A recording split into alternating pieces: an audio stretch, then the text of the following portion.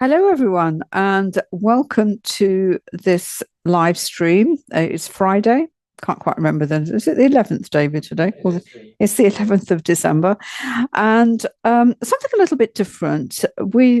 I know a lot of my followers on X and on Facebook and readers of my book, they are gold traders, the commodity traders, but particularly they like trading the metals, the precious metals, gold and silver. So it's a little bit as a special request. And I have to say, if any of you do have a particular market or instrument that you are focused on and would like David and I to take a closer look at, then you can just simply drop me an email. You can drop me an email at anna@annacoulling.com or leave me a message on my X feed. I haven't been into Facebook recently. I've got to do a little bit more there, but certainly you'll be able to catch me on my email or at X. So going to go to look at gold. I am going to share my screen because obviously it's fascinating in its own right, but there's some really nice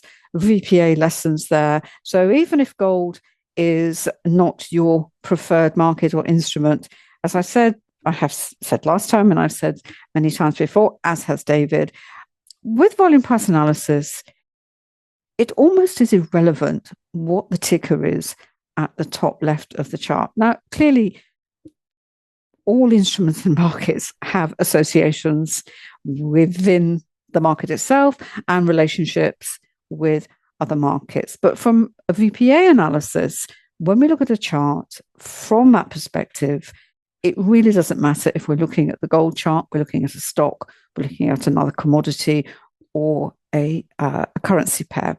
The lessons are the same. The setups will be the same. They will repeat again and again. We will see the price cycle in action. We will see the trend. We will see the distribution. We will see the move lower, and then we will see the accumulation once more. And I wanted to set up the gold chart in such a way as I set up all my charts with the slower time frames, as I have here with the daily, and we'll have a look at the weekly as well, where I want to give the chart a structure. I want to give it a structure so that I know that when the price action is approaching one of these levels that make up this structure, and there is the possibility that that structure is going to change, it's going to be broken. I want to see that. And I want to see that because these levels that I put on the slower time frames, as I said, I use the daily. Sometimes I look at the weekly as well, but I generally start with the daily. When they appear on the faster time frames, where maybe you and I may be trading on a daily or a shorter term basis, they become even more significant. And as always, I will have one or two what I call standard indicators, but as many of you know, David and I have developed our own, which are now available through quantum trading. I'll just quickly whiz over there.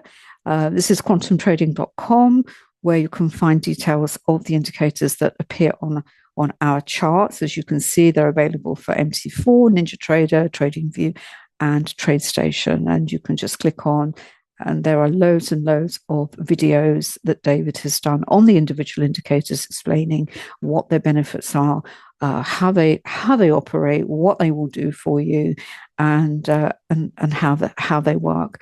They also have the programs that we offer. There are two principal programs. One is for stocks. There is a big options section in the stock program, and there's one for Forex. It's very specific to Forex, but because we also have developed some very particular indicators for the Forex market. And as I've mentioned before, coming along to this live stream, if you are interested in investing in either the program or any of the indicators, we do have a special promo. It's LS20, which entitles you to 20% of the programs and the indicators. So just wanted to explain that to you so that you can, if you can understand where we're coming from in terms of the indicators. Now, the indicators that I have on the daily charts are actually very few and far between. I have two principal ones from quantum trading. The first one is the little purple arrows, and that is what we call the volatility indicator. Now, we call it the volatility indicator because what it does is when the price action, as we see here, goes beyond what it's called its average true range. It's based on average true range and a mathematical concept. It will fire these purple arrows, and we can see one here as well. And what it does is it's a warning sign. First of all, telling us that there's momentum has come into the market. Possibly, we don't know what the volume is. We have to look at the volume underneath it, but it's what happens as a result of that indicator triggering and those little arrows appearing on the candle, because your expectation will be that the price action will retreat to within the spread of the candle. So if you're on a faster time frame, for example, and you're in a nice trend and it's been pottering up, because trends going higher tend to, markets move higher in steps, but they go down in, as we say, in elevators and lifts, on escalators much faster than they go. But when they go up, they potter higher, and suddenly you have one of these. You have these purple arrows appear, and you think, "Oh, great! We've got some momentum, which you will have. You may even have some volume." But what generally tends to happen, that it is a warning sign that it could be setting up as a trap for perhaps traders who have been waiting for this trend to move higher. Suddenly they see some action, if you like, and they jump in, because inevitably what happens is the price will reverse to within the spread of that candle, and generally speaking, it will then congest. You do have this situation, it comes down, you have a wick to the bottom of that candle, as you can see here, with masses of volume. But as I said, anyone who was thinking of going short there, it didn't carry on high. What did it do? If you look at the next candle, it did actually reverse into there, and it actually triggered another one. So if you understand the consequences of this indicator triggering, you see that one, your expectation is going to do that. You see that one, your expectation is that it's likely to do that.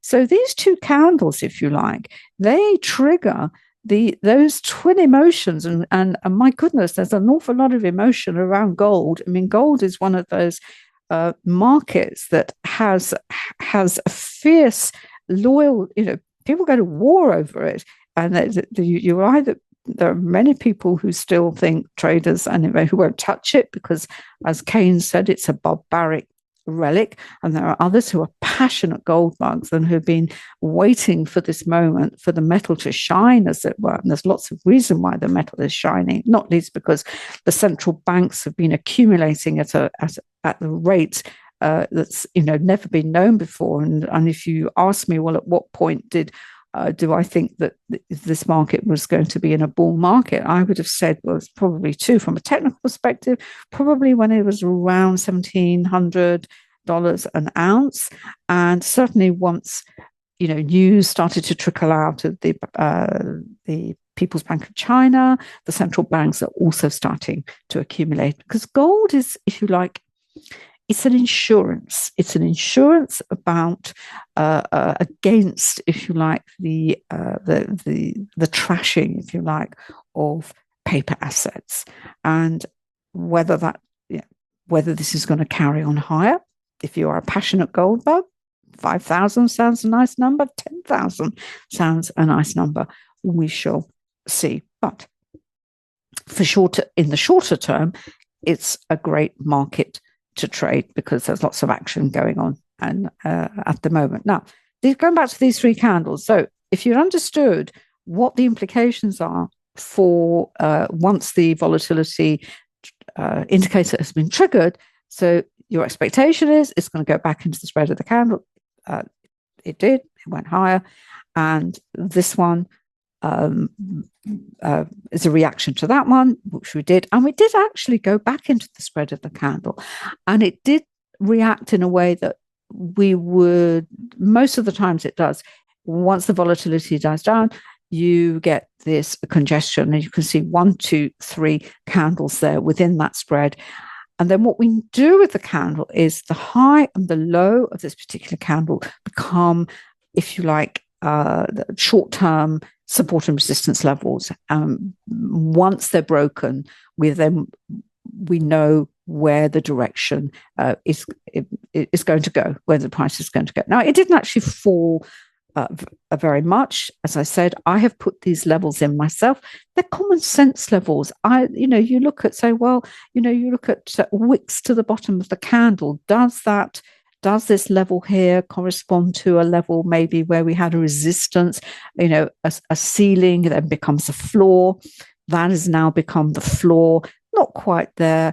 And then we've got a period, a congestion period. If you like, that congestion period is almost an extension of this kind of volatility that we had on these 3 candles. And if you think about it, what David and I always say to everyone, and we say this very much to our our students that we mentor on a personal basis. And by the way, if you are interested in working with us and learning more about really going into a deep dive into volume price analysis, there is a program for that as well, and details you can find on my website, which is annacoulling.com. And the one thing we say, I think the one lesson that we want, there are lots of lessons we want them to take away, but perhaps the lesson that is hugely important from a VPA perspective is that you have to think like a market maker.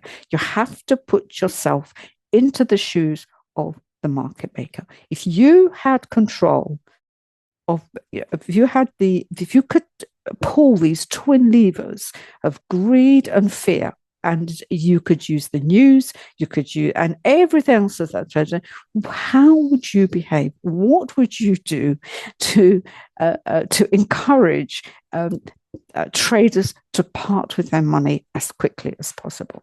That's really what we're talking about here. You have to think like a market maker. So that's where we are at the moment. But there's a couple of other things I want to mention on this chart as well.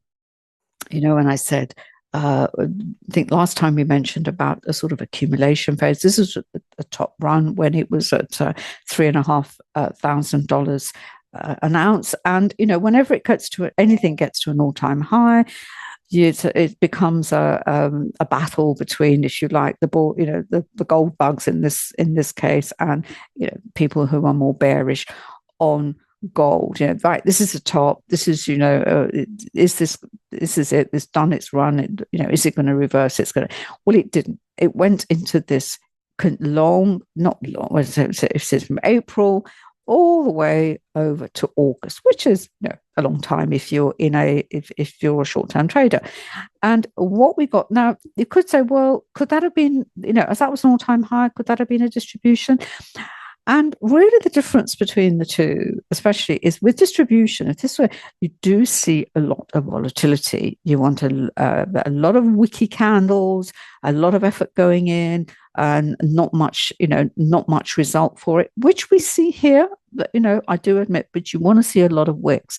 Now, I've put this in manually, and we have another little indicator, which is a little pivot. And what the pivot is actually brilliant at is actually marking this area for us as well. Now, so in this, we do get these anomalies here, support, Wyckoff's law of effort and result. We'll think, well, we know that didn't go very far, but it didn't fall either, because with the distribution, you want to see some probing, big probes down to the downside, but we didn't. It's a very quiet phase of price action, which is a characteristic of, if you like, accumulation, or in this case, it would be reaccumulation. But more importantly, as we've said before, how do we know when this is coming to an end? We know what the top is. We know what the ceiling is. We know what the floor is, and this is what we want to see. And this is the kind of pattern that is a perfect pattern. This happens to be in gold, but it can be in a stock. It can be in any other instrument. You want to see this accumulation, and then you want to see this gentle rise, and then the break higher, and you want to see this. You want to see a rise in the volume. And as you can see, it was a really nice trend higher. A few little pullbacks, nothing too scary, really pushing it higher. And it's a fantastic trend. And then we had this this volatility. We had a sort of minor volatility here, but this is really the key one at the moment that is responsible for, if you like, what is happening at the moment, and more importantly, what is going to happen next. So that's what I wanted to say in terms of VPA on the daily chart. I have got the faster time frames. I want just to have a quick look at that. But by putting in these lines here, you can see we've got consolidation, got a reasonable amount of volume going in. It's I wouldn't say it was struggling. It's certainly holding up, but it has to get through these levels, then through the all-time high. And the logical next step is clearly going to be $5,000, in my opinion. And I think actually 5,000 also coincides with a rather nice Fibonacci level as well. Before I go down to the faster timeframes, I'm just going to pass over to David so you can have a change of voice. If you've got any questions, please just drop them into the chat. I know there was a question. I don't know if that person is here. Again, I know they put a question in about a fund, and by the time I figured it out, I think the session had come to an end. So I do apologize if you are still here, but if that information is there, I'll pick it up and see what we can do. So I'll just pass it over to David.